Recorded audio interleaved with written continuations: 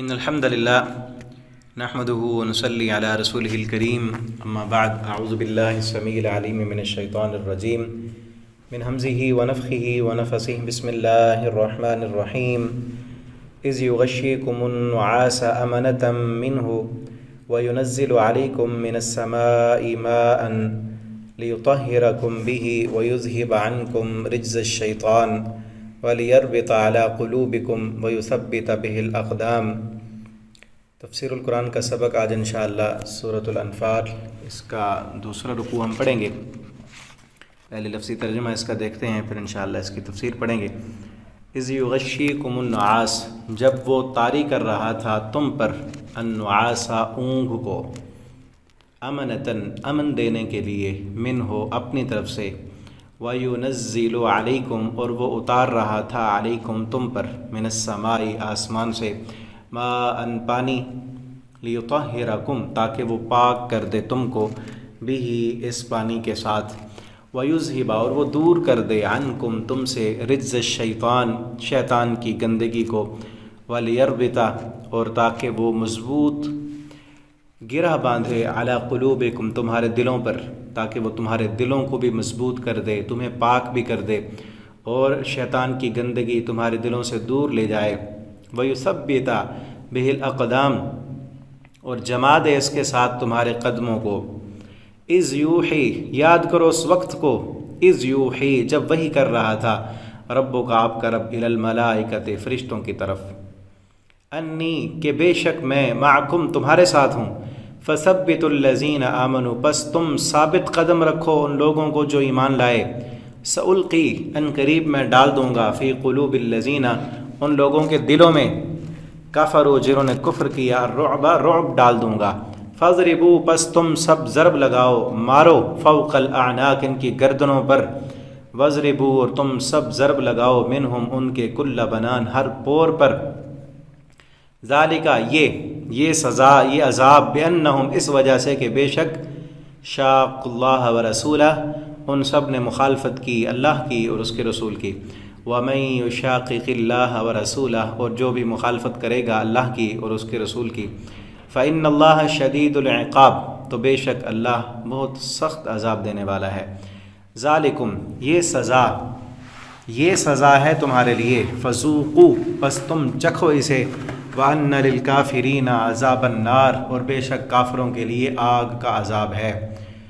یا ایھا الذین آمنوا اے وہ لوگو جو ایمان لائے ہو، اذا لقیتم الذین کفروا جب تم ملو ان لوگوں سے کہ جن سب نے کفر کیا، زحفاً لشکر کی صورت میں، فلا تولوہم الادبار تو تم نہ پھرو ان سے، ادبار اپنی پیٹھ پھیر کر، وَمَن يُوَلِّهِمْ اور جو پھیر لے ان سے، یومئذ اس دن، دبرہ اپنی پیٹھ کو، الا مگر، سوائے متحرفاً پینترا بدلنے والے کے، لقتال لڑائی کے لیے، او متحیزاً یا پناہ پکڑنے والا ہو، الی فئۃ اپنی کسی جماعت کی طرف، فقد تو یقیناً، باء وہ لوٹا، بغضب من اللہ اللہ کے غضب کے ساتھ، ومأواہ جہنم اس کا ٹھکانہ جہنم ہے، وبئس المصیر اور بہت بری جگہ ہے، فلم تقتلوہم پس نہیں، تقتلوہم تم سب نے قتل کیا انہیں،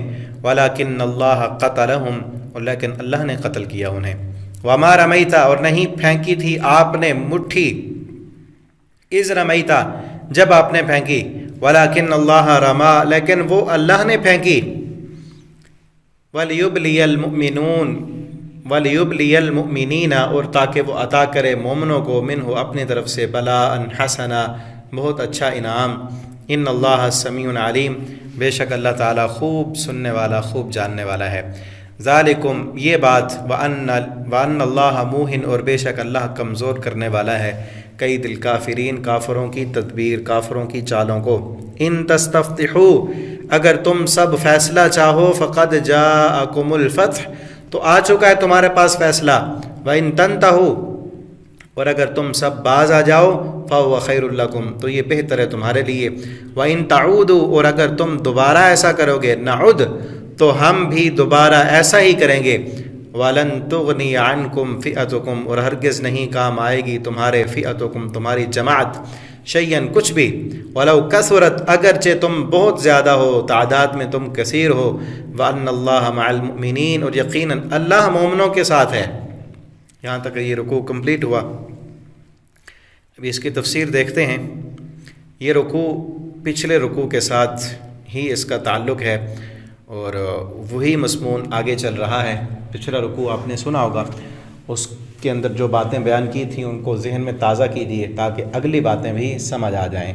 اس میں غزوہ بدر کا پس منظر بیان کیا جا رہا ہے۔ غزوہ بدر کے بعد یہ صورت نازل ہوئی، اس غزوے پر تبصرہ کیا گیا اور اس کے متعلق کچھ مسائل احکام جو تھے وہ بھی بتائے گئے، اور یہاں تذکرہ کرتے ہوئے رکوع جو ہے کمپلیٹ ہوا۔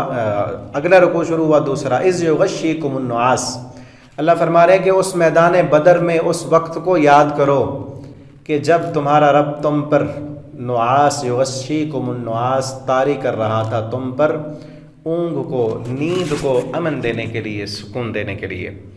میں نے بتایا تھا پچھلے رکوع میں کہ یہ واقعہ جو ہے 16 رمضان کو نبی کریم صلی اللہ علیہ وسلم اور آپ کے صحابہ میدان بدر میں پہنچ گئے۔ اگلے دن پھر جنگ ہوئی تھی، اور اس رات جو رات صحابہ کرام نے وہاں گزاری، آپ یہ دیکھیں نا کہ میں پہلے بتا چکا ہوں کہ مسلمان بے سر و سامانی کے عالم میں، کسی کے پاس تیر ہے تو کمان نہیں ہے تیر کو پھینکنے کے لیے، کسی کے پاس تلوار ہے تو بچاؤ کے لیے ڈھال نہیں ہے، یعنی جنگ کی تیاری کے لیے نہیں آئے تھے، وہ تو دوسرے لشکر پر حملہ کرنے کے لیے آئے۔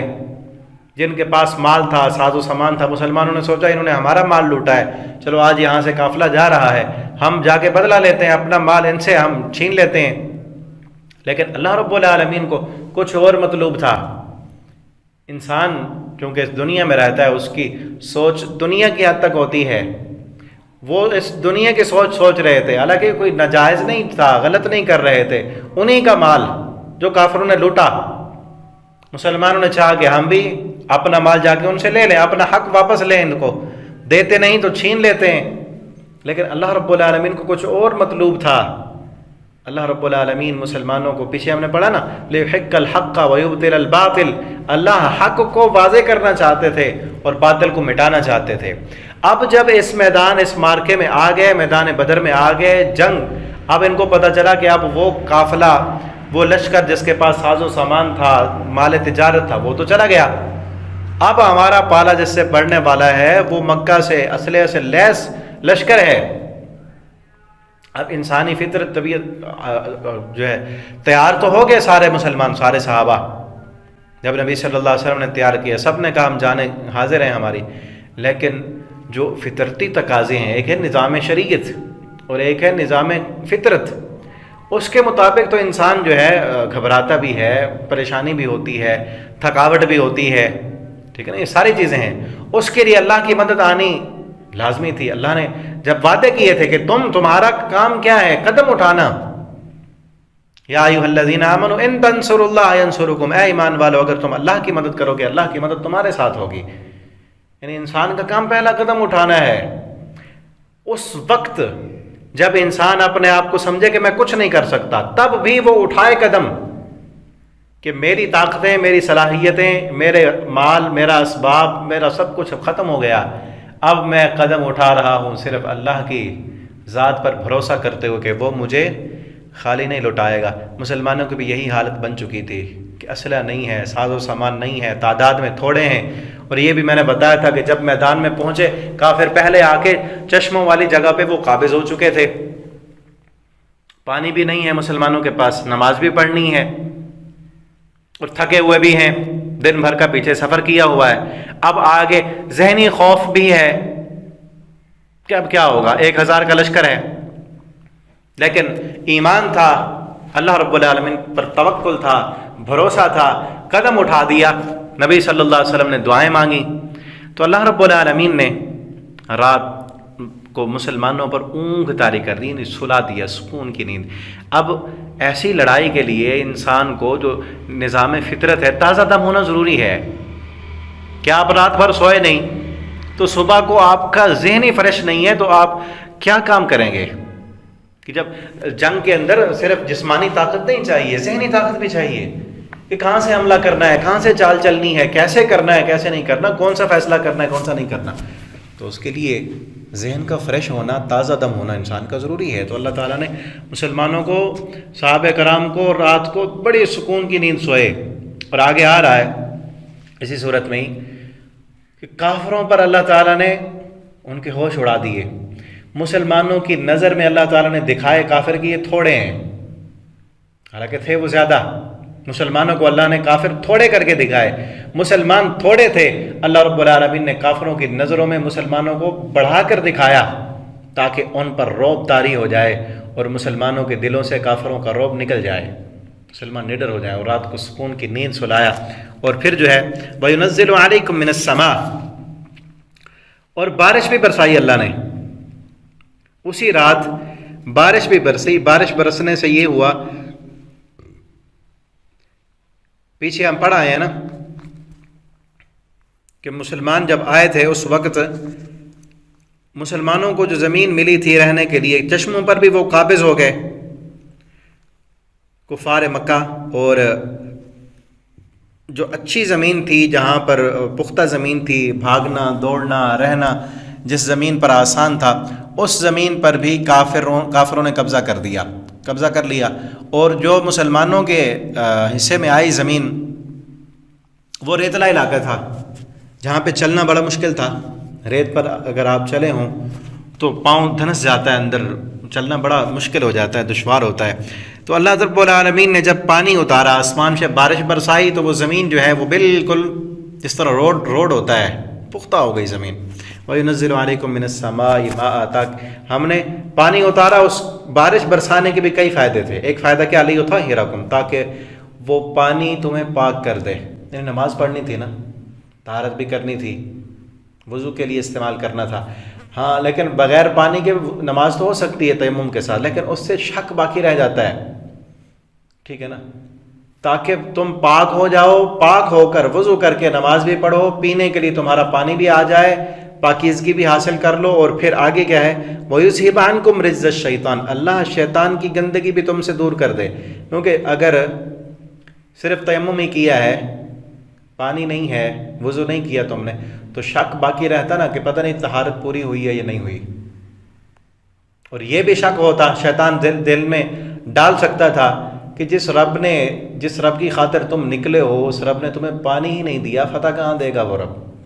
شیطان ڈال سکتا تھا نا دل میں کہ اس رب نے پانی کی ضرورت ہے، تم پیاسے ہو، پانیوں پر وہ قابض ہیں، تمہارے پاس پانی نہیں، وضو نہیں کر سکتے تم. جب تم نے وضو نہیں کیا، نماز ہی نہیں ہوئی.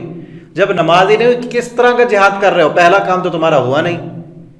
تو شیطان یہ خیالات، برے خیالات، اللہ کے بارے میں غلط گمان ہر انسان کو ڈالتا ہے، وہاں بھی ڈال سکتا تھا. اللہ فرماتے ہیں اس شیطان کے اس وسوسے کو ہم دور کرنے کے لیے ہم نے بارش برسائی تاکہ تم وضو بھی کر لو، پاکیزہ بھی ہو جاؤ اور تمہارے دل سے شیطان کے وسوسے دور ہو جائیں.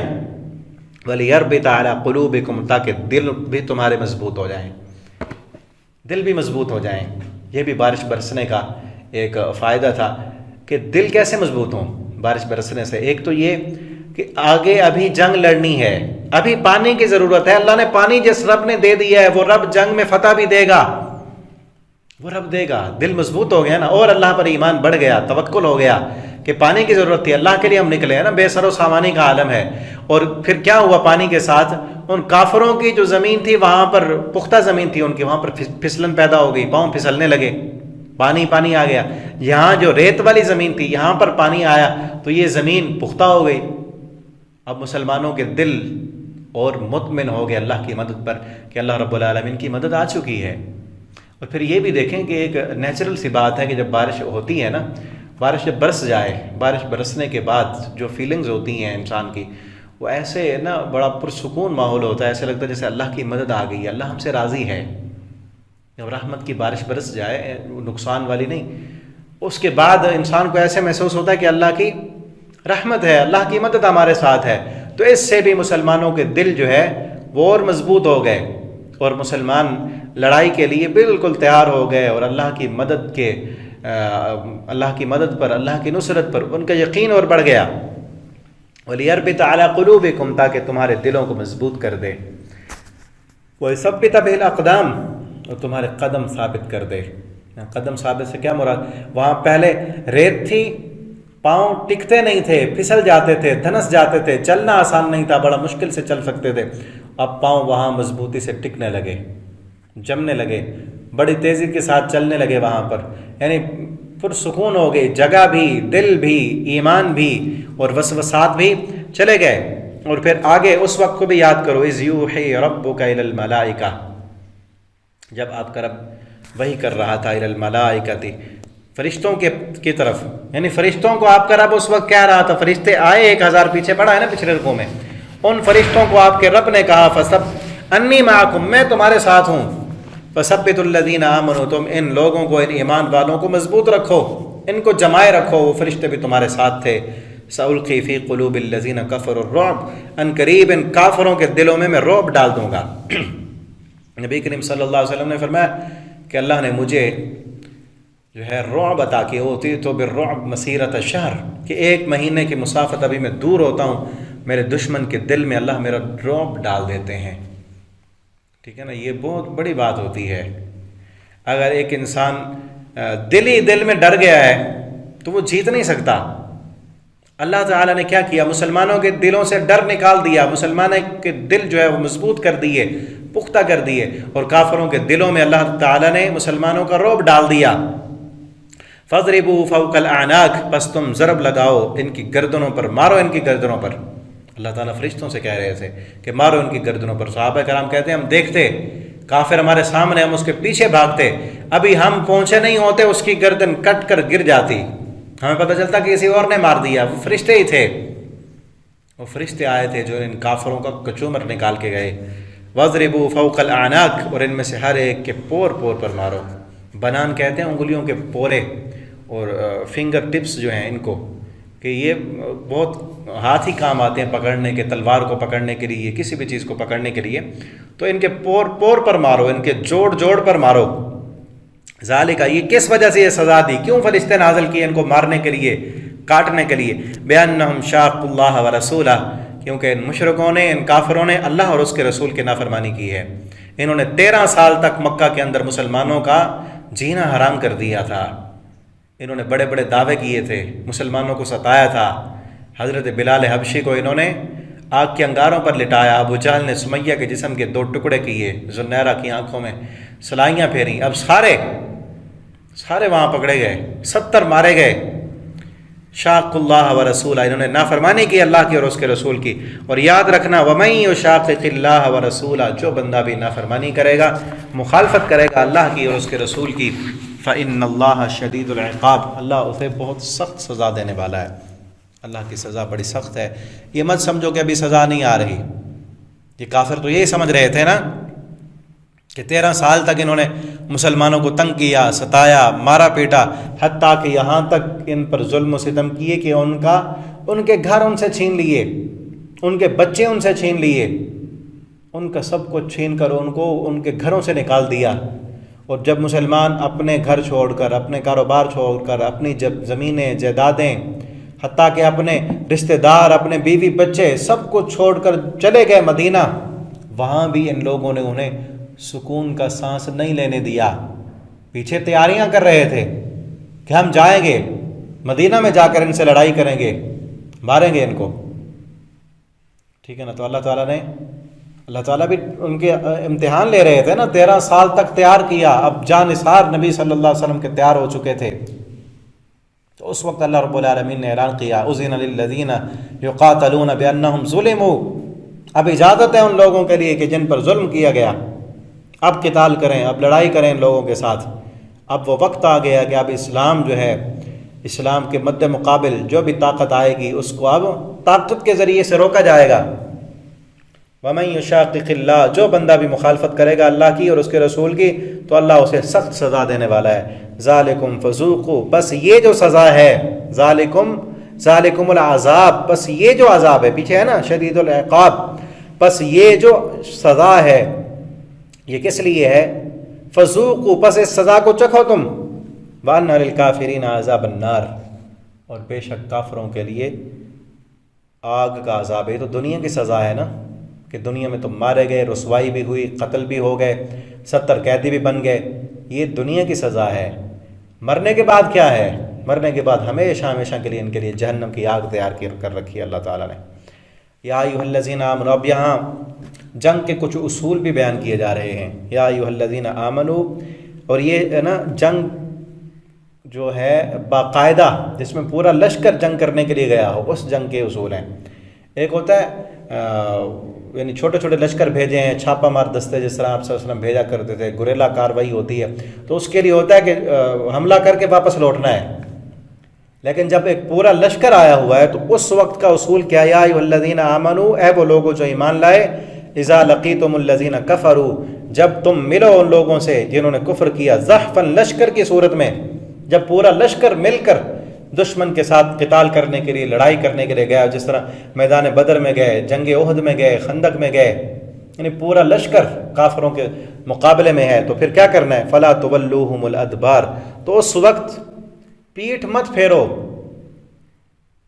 کتنا بڑا صبر، یعنی سورہ عصر میں اللہ تعالیٰ نے فرمایا نا، ایمان کے درجے کامیاب ہونے والے لوگ کون ہیں؟ جن کے اندر 4 کام ہیں: ایمان، عمل صالح، اور ایمان اور عمل صالح کی تبلیغ، پھر اس تبلیغ پر جو مشکلات آئیں، تکلیفیں آئیں، صبر کرنا۔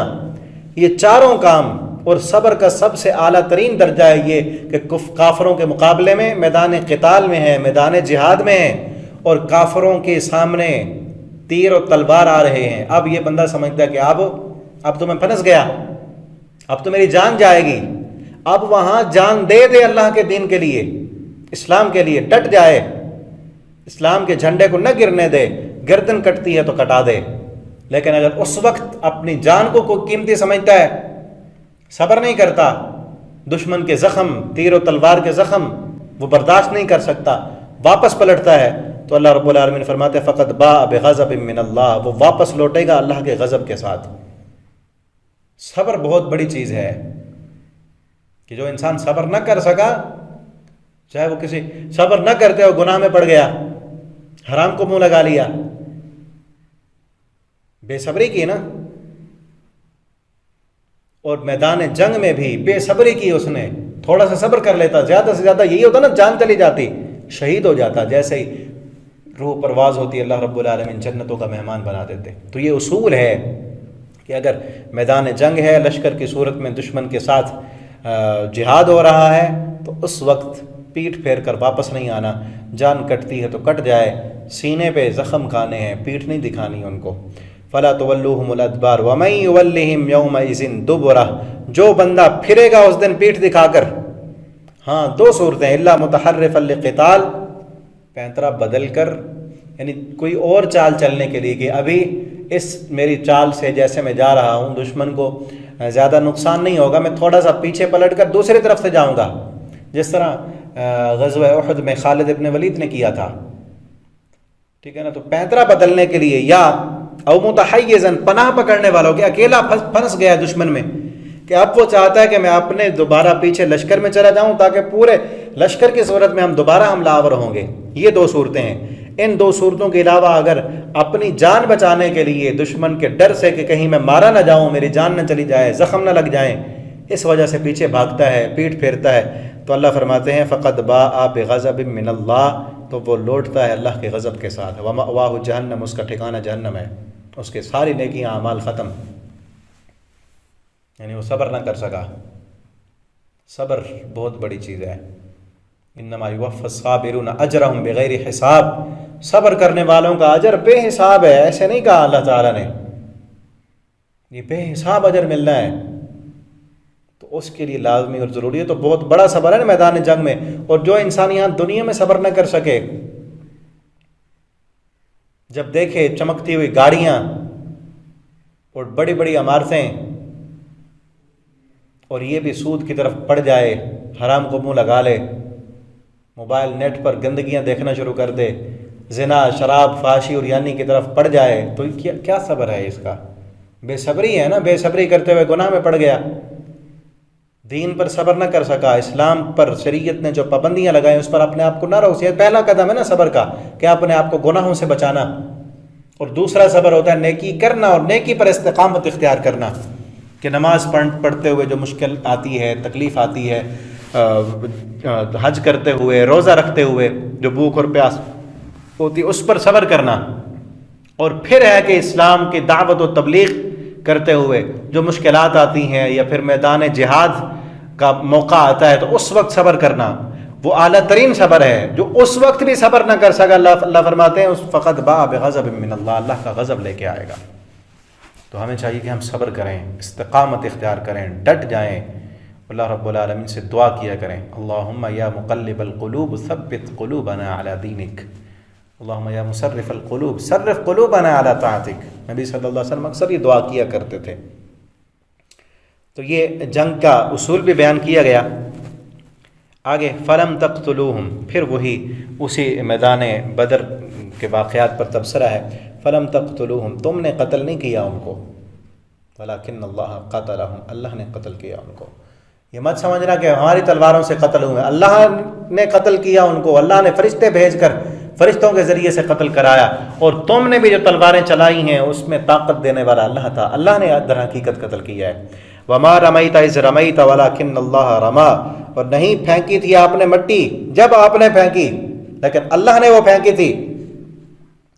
نبی کریم صلی اللہ علیہ وسلم نے میدان بدر میں، تفسیر ابن کثیر میں ہے کہ آپ صلی اللہ علیہ وسلم نے جب دعا کی اللہم ان تہلک ھذہ الاصحابہ لن تعبد بعدا، اللہ یہ مٹھی بھر لشکر لے کے میں آیا ہوں، یہ پوری 13 سال کی میری ٹوٹل کمائی یہی 313 ہے، اللہ اگر یہ مارے گئے، اگر آج یہ مٹھی بھر 313 یہ اگر مارے گئے، لن تعبد بعدا، پھر اس زمین پر تیرا نام لینے والا کوئی نہیں ہوگا، پھر تیری عبادت کرنے والا کوئی نہیں ہوگا۔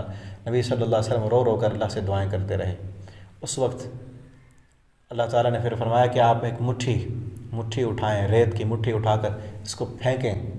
نبی صلی اللہ علیہ وسلم نے مٹھی ریت کی بھری اور اس کو پھینکا، اسی کی طرف اشارہ ہے، وما رمیت، جب آپ نے پھینکی مٹی، اذ رمیت، جب بھی پھینکی، ولکن اللہ رما، وہ اللہ نے پھینکی ہے، در حقیقت وہ اللہ نے پھینکی۔ کیسے؟ یعنی پھینکی تو آپ نے تھی، لیکن اس کو کافروں کی آنکھوں میں اور ان کے ناک میں پہنچانا یہ اللہ کا کام تھا۔ آپ نے تو پھینکی، اگر صرف آپ کی ہی پھینکی ہوئی ہوتی تو وہ اتنی دور جاتی، جتنا عام بندہ پھینکتا ہے مٹی تو دور جا کے گر جاتی ہے، ان کو بہت دور لے جا کر کافروں کی کے ناکوں میں، ان کی ناسوں میں پہنچا دینا یہ اللہ کا کام تھا۔ ان کے منہ میں مٹی چلی گئی، ان کی آنکھوں میں، ان کے ناک میں، آندھی بنا دیا اللہ نے اس کو۔ یہ اللہ، یعنی ابتدا کرنا آپ کا کام تھا، انتہا کرنا اللہ کا کام تھا۔ ٹھیک ہے، اسی طرح یہی ہوتی ہے اللہ کی مدد، کہ ابتدا انسان کرے، حرکت کرے انسان۔ اور یہاں سے نا کچھ بعض صوفیاء کرام غلط عقیدہ اور نظریہ والے، وہ یہاں سے کہتے ہیں کہ اللہ تعالیٰ نے فرمایا ما رمیت اذ رمیت، نہیں آپ نے پھینکا جب آپ نے پھینکا، لیکن اللہ نے پھینکا۔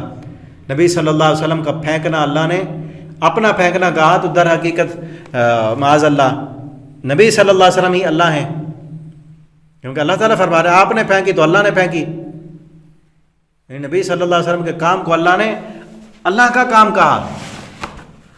تو اسی سے وہ کیا کہتے ہیں کہ معاذ اللہ نبی صلی اللہ علیہ وسلم بھی خدا ہیں، آپ بھی اللہ ہیں۔ اگر یہی دیکھیں تو پھر پیچھے فلم تقتلوہم ولکن اللہ قتلہم، تم نہیں قتل کر رہے تھے، اللہ ان کو قتل کر رہا تھا، معاذ اللہ پھر سارے صحابہ بھی اللہ ہو گئے۔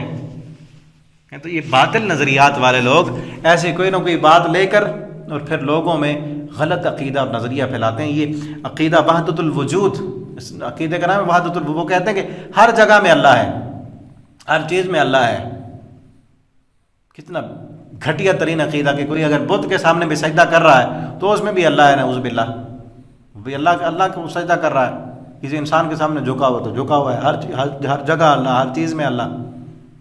اور دلائل ایسی جگہوں سے کہاں کی چیز کہاں لا کے تم نے رکھ دی، اگر یہی ہے تو پھر پیچھے کیا کرو گے؟ اللہ رب العالمین ان لوگوں کو ہدایت دیں اور ایسے باطل عقائد اور نظریات سے ہم سب کو بچا کے رکھیں۔ اللہ تعالی ہمیں قرآن پڑھنے کی، سمجھنے کی، قرآن کے مطابق اپنا عقیدہ اور عمل بنانے کی اللہ ہمیں توفیق عطا فرما دیں۔ ٹھیک ہے نا، اس رمائی تھا جب آپ نے پھینکی، اللہ نے پھینکی، نہیں آپ نے ابتدا کی، اس کو جہاں پہنچانا تھا وہ اللہ نے کیا، اللہ نے وہاں تک پہنچا دیا۔ وَلَكِنَّ اللَّهَ رَمَا، لیکن وہ اللہ نے پھینکی۔ وَلِيُبْلِيَ الْمُؤْمِنِينَ، اور تاکہ وہ عطا کر دے مومنوں کو منہ اپنی طرف سے بلاء حسنا بہت اچھا انعام، ان اللہ سمیع علیم بے شک اللہ تعالیٰ سننے والا ہے اور بہت جاننے والا ہے۔ ذالکم بان اللہ، بس یہ بات بے شک اللہ تعالیٰ کمزور کرنے والا ہے کافروں کی تدبیروں کو، جس طرح آج میدان بدر میں اللہ نے کافروں کی تدبیروں کو ناکام کیا، خائب و خاسر کیا، ان کی ساری چالوں کو اللہ نے خاک میں ملا دیا۔ وہ بڑے جشن لے کے آئے تھے، آپ اگر غزوہ بدر کی پوری تفصیل پڑھیں تو وہ جب مکہ سے نکلے تھے جشن کا سامان ساتھ لے کے آئے تھے، ناچنے اور گانے والی عورتیں لے کے آئے تھے، شراب لے کے آئے تھے کہ ہم ابھی جائیں گے ان کو مل میڑ 313 کیا کر سکتے ہیں ہمارا، کل کے بھگوڑے مارے کھا کھا کے ہم سے گئے اور اب ہمارے قافلے پہ حملہ کرنے لگ گئے ہیں، ابھی مار کے ان کو وہاں جشن منائیں گے۔ باقاعدہ جشن کا سامان، شباب و کباب کی مجلسیں لگانے کے لیے سب کچھ لے کے آئے وہاں، لیکن اللہ نے کیسے نیست و نابود کیا، ان کی چالوں کو ختم کر دیا۔ اور پھر کیا ہوا کہ ایسی منہ کی کھانی پڑی، 70 مارے گئے بڑے بڑے سرغنے اور 70 کو قیدی بنا دیا گیا۔ ان تستفتحوا، اللہ نے فرمایا اگر تم فیصلہ چاہتے ہو نا، فقد جاءکم الفتح، آ گئی ہے فتح، وہ فیصلہ آ گیا ہے۔ وہ کہتے تھے وَيَقُولُونَ مَتَىٰ هَٰذَا الْفَتْحُ ان کنتم صادقین، سورہ سجدہ میں ہے کہ وہ فیصلے کا دن کب ہے، کدھر ہے وہ فیصلے کا دن کہ جب فیصلہ ہوگا۔ مسلمان کہتے تھے نا، نبی صلی اللہ علیہ وسلم فرماتے تھے فتح اللہ کی ہوگی، اللہ والوں کی ہوگی، اللہ کی مدد ہمارے ساتھ ہے۔ وہ کہتے کہاں ہے، کدھر ہے، کہاں ہے فیصلہ؟ اللہ فرماتے اگر تم فیصلہ چاہو، دیکھنا چاہو، فقد جاءکم الفتح، یہ فیصلہ آ چکا ہے۔ اس سے بڑا فیصلہ اور کیا ہو کہ 313 کمزور بیمار، جن کے پاس تلواریں نہیں، جن کے پاس اسلحہ نہیں، تیاری کر کے نہیں آئے، بخاروں کے مارے ہوئے، بوڑھے کمزور، سب ملا کر 313 بنے اور تم پوری تیاری کر کے آئے ہو، تیر و تلوار لے کے آئے، گھوڑے، ساز و سامان، سب کچھ تمہارے ساتھ تھا، پھر کیوں مار گئے، کیوں مار کھا گئے، کیوں تمہارے مارے گئے؟ اور ایک روایت میں آتا ہے ابو جہل جب نکلا تھا مکہ سے، اس نے اس وقت کہا تھا اللہ ہم میں سے جس بندے نے رشتوں کو توڑا ہے، جو نہ حق پر ہے، جس نے لڑائیاں کھڑی کر دی ہیں، اپنوں کو بیگانہ بنا دی ہے، آج اللہ اس کو تو شکست سے دوچار کر دے، آج اس کو تو ہلاک کر کے رکھ دے۔ خود کہہ کے آیا تھا، ہلاک ہو گیا۔ اب باقیوں کے لیے تو نشان عبرت بنے نا، باقی کافر موجود تھے ان کے لیے اب کہا جا رہا ہے کہ وہ تو گئے، ان کی جو لمٹ تھی وہ پوری ہو گئی، ان کو جو اللہ نے موقع دیا تھا دنیا میں انہوں نے اپنا پورا کر دیا، ختم ہو گئے، وہ گئے، تم تو اپنے آپ کو سدھار لو، سنوار لو۔ فقد جاءکم الفتح، فتح آ چکی ہے تمہارے لیے، یوم الفرقان، فیصلے کا دن، حق اور باطل کی واضح جو ہے پہچان ہو چکی ہے کہ اللہ کی مدد کن کے ساتھ، اللہ کی نصرت کن کے ساتھ ہے۔ محمد الرسول اللہ صلی اللہ علیہ وسلم جو دین لے کے آئے ہیں وہ واقعتاً اللہ کا بھیجا ہوا سچا دین ہے کہ اللہ نے اپنی طرف سے رحمت بھی بھیجی، بارش بھی برسائی، مسلمانوں کی مدد بھی کی، اور اتنی بڑی تعداد میں تمہارا لشکر، اس کے مقابلے میں مٹھی بھر لوگ انہوں نے تمہیں مار دیا اور 70 کو قیدی بنا دیا۔ یہ اللہ کی مدد کے بغیر تو نہیں ہو سکتا نا، دنیا والی نظر سے دیکھو اگر تو یہ تو ناممکن ہے، اتنا ممکن ہے، لیکن اللہ نے ممکن کر دیا۔ اب تمہارے لیے وہ فیصلہ ہو چکا ہے نا کہ وہ دین سچا ہے۔ وَإِن تَنْتَهُوا، اگر رک جاؤ، دوبارہ ایسی حرکت نہ کرنا، اب دوبارہ مسلمانوں کے مقابلے میں نہ آنا، فَهُوَ خَيْرٌ لَكُمْ، یہی تمہارے لیے بہتر ہے۔ وَإِن تَعُودُوا، اور یاد رکھو، وَإِن تَعُودُوا، اگر تم دوبارہ ایسا کرو گے نا مسلمانوں کے مقابلے میں، پھر آؤ گے، پھر کہو گے کہ ہم لڑتے ہیں، نعود، ہم بھی لوٹیں گے دوبارہ، پھر بھی ہماری مدد آئے گی۔ پھر آئے تھے نا 2 سال کے بعد، جب اڑے ہوئے ہوں نا، ضدی اور ہٹ دھرم بن چکے تھے، بعد میں پھر آئے، 2 سال ہی گزرے، احد میں پھر آ گئے، پھر بھی ویسے منہ کی کھانی پڑی۔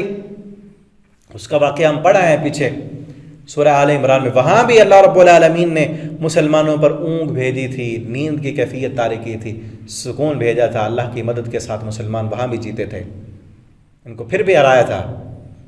ٹھیک ہے، مسلمانوں کے 70 شہید ہوئے، اس کی بھی کئی حکمتیں تھیں، اللہ نے ان کو شہادت کا مقام دینا تھا، اور تھوڑی سی غلطی ان کی صحابہ کرام سے ہوئی تھی، تو اس پر متنبہ کرنا تھا کہ رسول اللہ صلی اللہ علیہ وسلم کی کسی بھی حال میں تم نے نافرمانی نہیں کرنی، لیکن بعد میں پھر جیت گئے مسلمان۔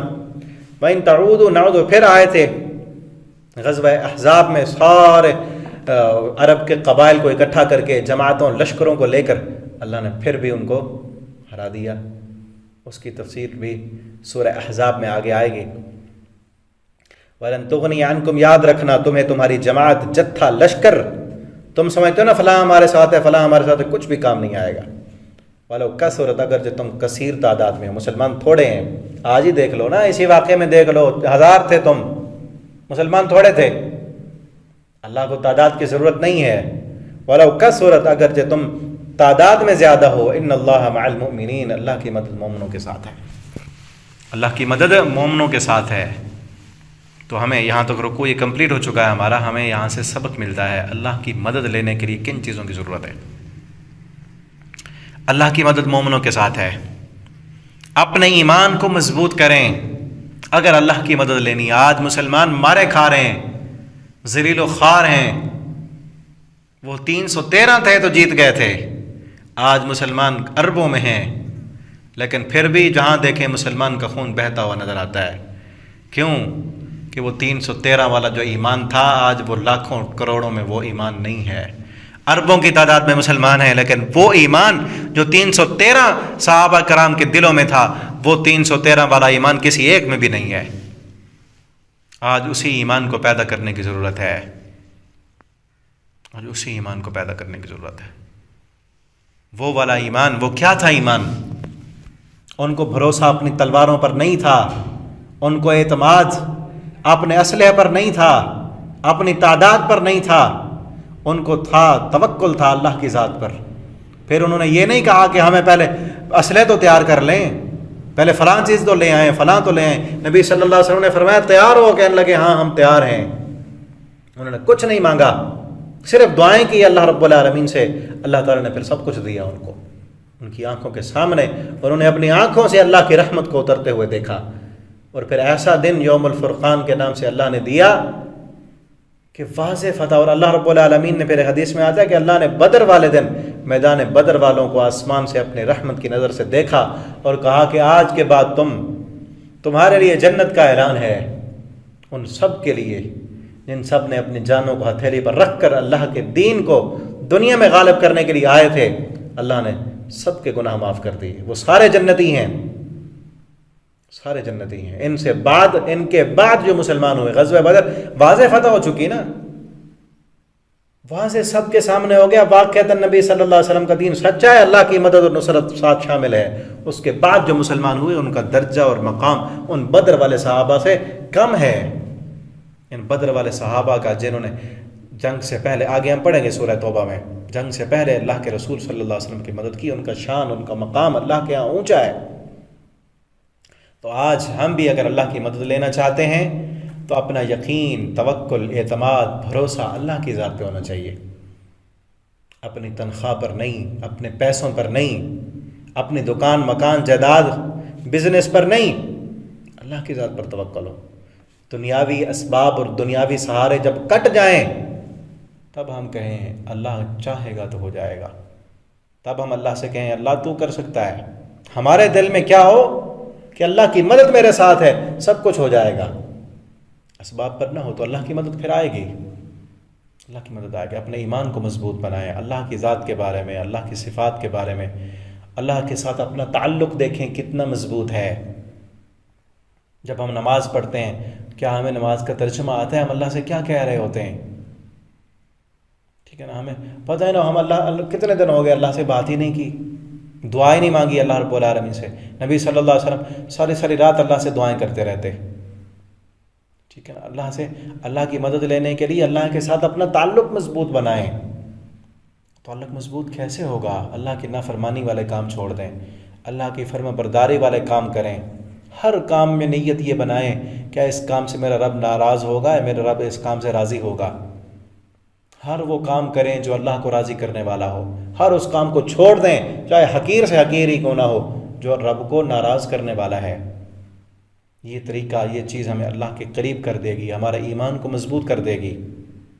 تو پھر جس طرح بدر کے میدان میں اللہ نے اپنے فرشتے بھیجے تھے، رحمتیں بھیجی تھیں، اللہ نے مدد کی تھی، بغیر سبب کے، بغیر ہتھیاروں کے، بغیر اسلحے کے اللہ رب العالمین نے فتح عطا کر دی تھی۔ اللہ رب العالمین آج بھی اسی طرح اپنی مدد بھیجنے پر قادر ہے، وہ اب بھی بھیج سکتا ہے، لیکن ان جیسا اپنا ایمان بنائیں جیسا ایمان صحابہ کا تھا۔ فَإِنْ آمَنُوا بِمِثْلِ مَا آمَنْتُمْ بِهِ فَقَدِ اهْتَدَوْا۔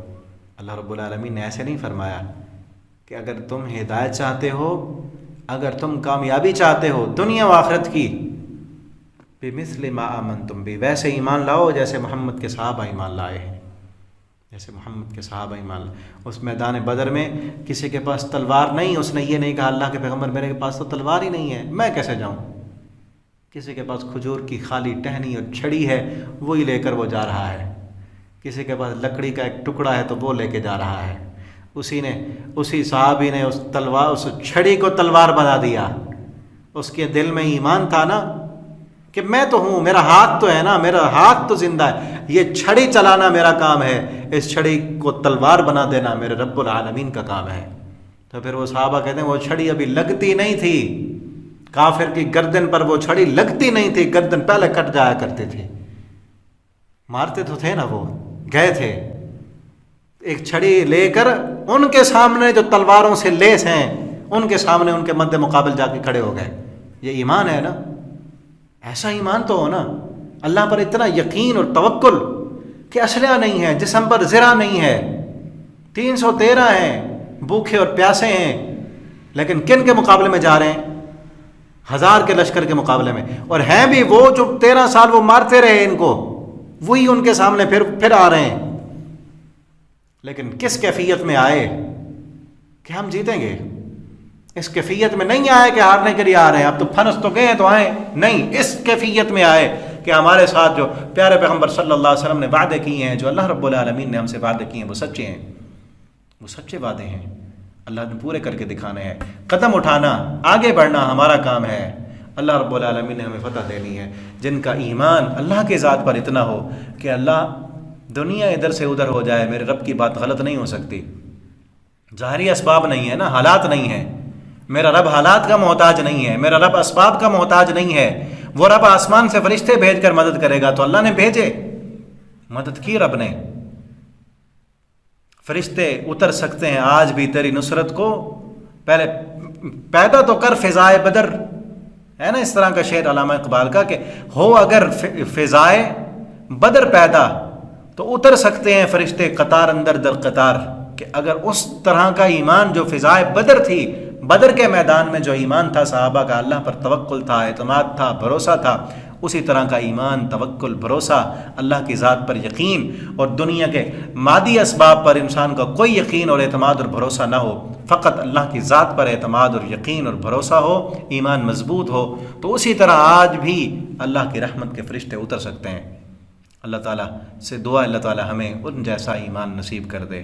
اللہ تعالیٰ جب تک ہمیں زندہ رکھیں صحابہ کرام جیسا ایمان نصیب کریں، اور ان کے طریقے پر اللہ رب العالمین ہمیں چلنے کی توفیق عطا فرمائیں۔ اللہ ہمیں جب موت دیں تو ایمان والی موت دیں، شہادت والی موت دیں۔ اللہ ہمیں مرنے کے بعد ان صحابہ کا ساتھ نصیب فرما دیں۔ اللہ ہمیں قرآن پڑھنے کی، سمجھنے کی، اس کے مطابق اپنا عقیدہ عمل بنانے کی توفیق عطا فرما دیں۔ آپ ان اسباق کو آگے بھی اپنے دوستوں کے ساتھ فیس بک پر، واٹس ایپ پر شیئر کیا کریں، تاکہ آپ کے لیے بھی صدقہ جاریہ بنے۔ لوگ ایک ہی بھی آپ کے شیئر سے کوئی ایک بندہ کوئی ایک بات سن کے عمل کرنا شروع کر دیتا ہے، دین کی طرف آتا ہے، پلٹ جاتا ہے، اس کا دل بدل جاتا ہے، تو انشاءاللہ جب تک وہ نیکی کرتا رہے گا آپ کے لیے صدقہ جاریہ ہے۔ اللہ تعالی ہمیں عمل کی توفیق دیں، اور ہمارے اس کام کو اللہ تعالی ہمارے لیے صدقہ جاریہ بنا دیں۔ والسلام علیکم ورحمۃ اللہ وبرکاتہ۔